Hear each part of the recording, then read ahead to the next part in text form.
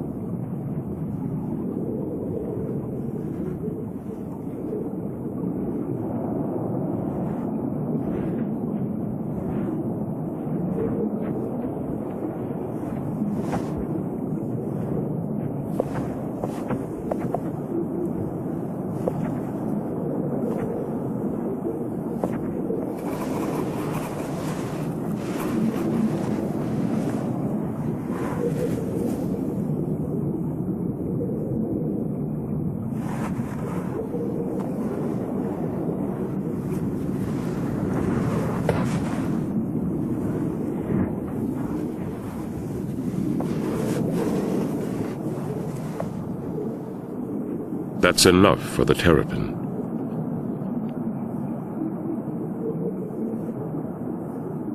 There must be an easier meal to be had somewhere in this great lake.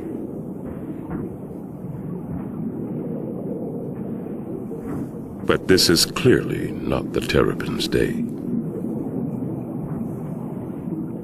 The otters are still about, and always on the lookout for some fun. But they soon tire of their reluctant playmate.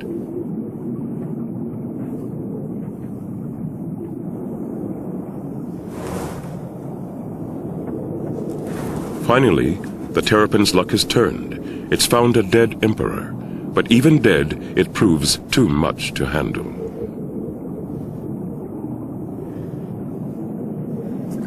And there will be no second chance at it.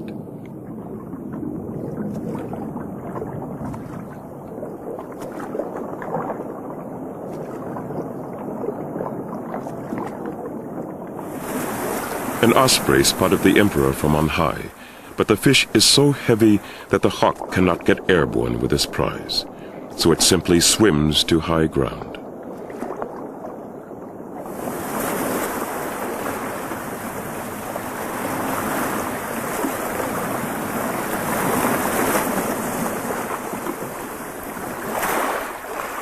A lost opportunity and a found feast.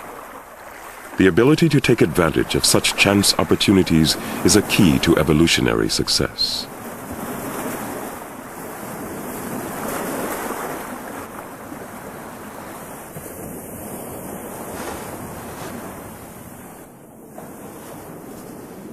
This little snail presents cichlids with just such an opportunity, but only after the snail itself has died.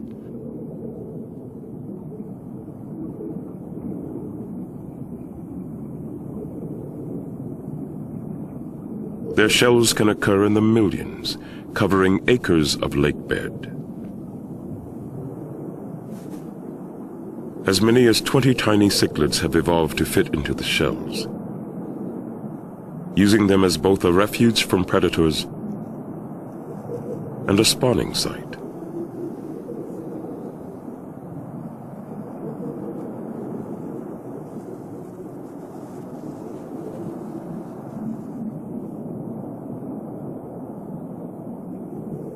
This cichlid is courting. The females of his kind are small enough to fit inside the shells, but the male is far too large.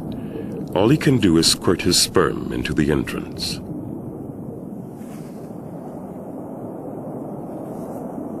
The female will raise her brood in the safety of her shell, while the male must cope with the dangerous world outside. But there is a definite advantage to being so big.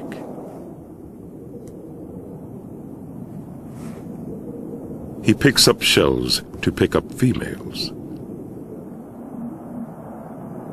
Passing females are escorted by the male to his collection of shells. He shows off the accommodations, inviting her to move in. The more shells he has, the more females he can house in his harem. But building a harem from scratch is tiring and time-consuming. It's easier to raid those nearby, plundering shells and kidnapping females.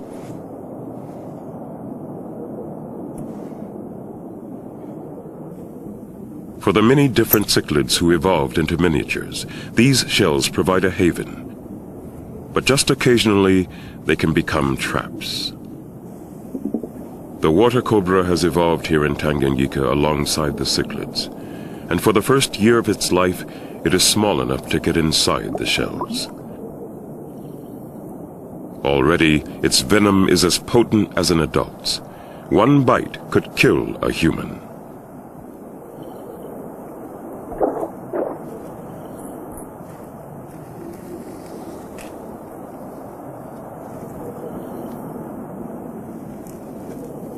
Millions of years ago, the cobra left the land to hunt in the lake, and now feeds almost entirely on fish.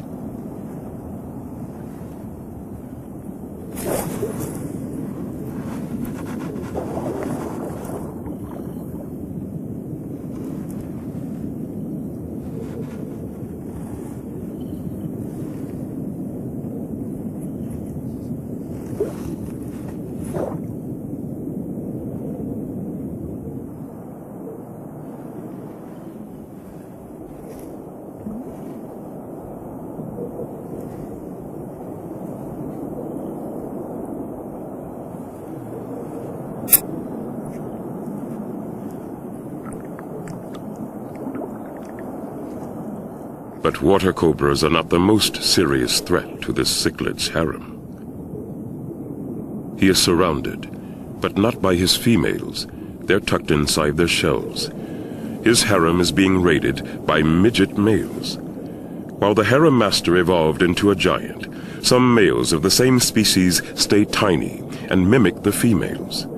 These transvestite dwarves, too puny to collect shells themselves, try to sneak a mating where they can. Ganging together increases their chances. They're so small, they can fit inside the shells and mate the females undisturbed.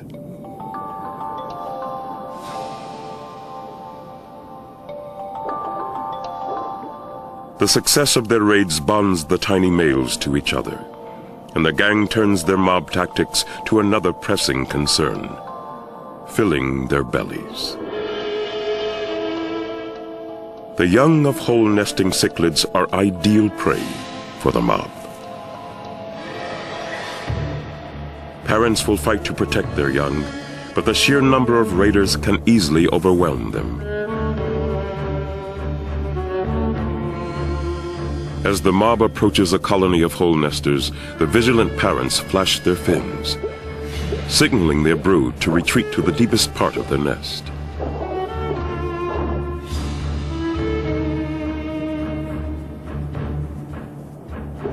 In the middle of the colony, defending parents from all sides keep the raiders on the move.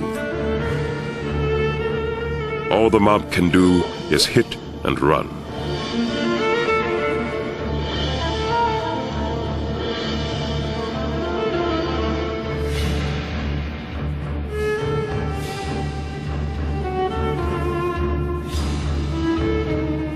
But nests at the edge of the colony are at serious risk. A whole brood can be devoured in a matter of seconds.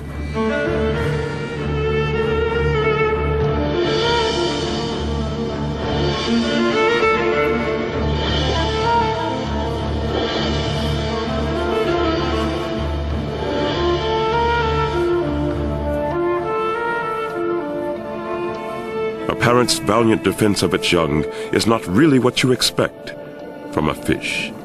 But cichlids feel the bonds of family strongly.